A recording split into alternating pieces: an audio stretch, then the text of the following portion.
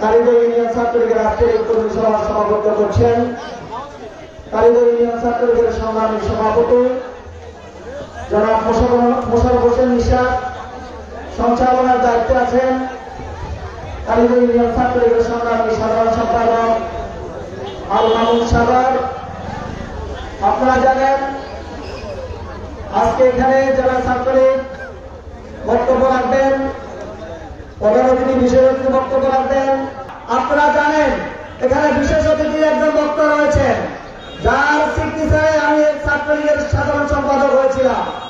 2013 সালের 20 মার্চ আমি কালিগঞ্জ ইউনিয়ন ছাত্রলীগের সাধারণ সম্পাদক নির্বাচিত হয়েছিলাম। তৎকালীন জেলা ছাত্রলীগের সংগ্রামী সাধারণ সম্পাদক আপনাদের সকলের আইকন, হাজার হাজার ছাত্রলীগ গড়ার কারিগর, এই ইউনিয়নের কৃতি সন্তান, যিনি 2013 সালের যার সিগনেচারে সদর থানা কমিটি না থাকার সুবাদে আমাদের সৌভাগ্য হয়েছিল যারা ছাত্রলীগের শাহাদাত হোসেন মিন্টু ভাই এবং জুয়েল ভাইয়ের নেতৃত্বে রাজনীতি করে রাজনীতির একজন কর্মী হিসেবে নিজেকে উপস্থাপিত করা। এই আপনাদের কৃতি সন্তান ইউনিয়নের আমার শ্রদ্ধাভাজন বড় ভাই জনাব শাহাদাত হোসেন মিন্টু ভাই বক্তব্য রাখবেন। আপনাদেরকে এখানে অনেক মূল্যবান বক্তব্য শুনতে হবে, অনেক ধৈর্যের পরিচয় দিতে হবে। আমি বক্তব্য দিব না, আমি শুধু বলবো আজকের যে উপস্থিতি রয়েছে সেটি কালিগঞ্জ ইউনিয়নের কোনো অস্বাভাবিক বিষয় নয়। কালিগঞ্জ ইউনিয়ন আওয়ামী লীগের গাঁথি ছিল, আওয়ামী লীগের গাঁথি আছে, আওয়ামী লীগের গাঁথি থাকবে। নির্বাচনে কখনো কালিগঞ্জ ইউনিয়নকে পিছনে তাকাতে হয়নি।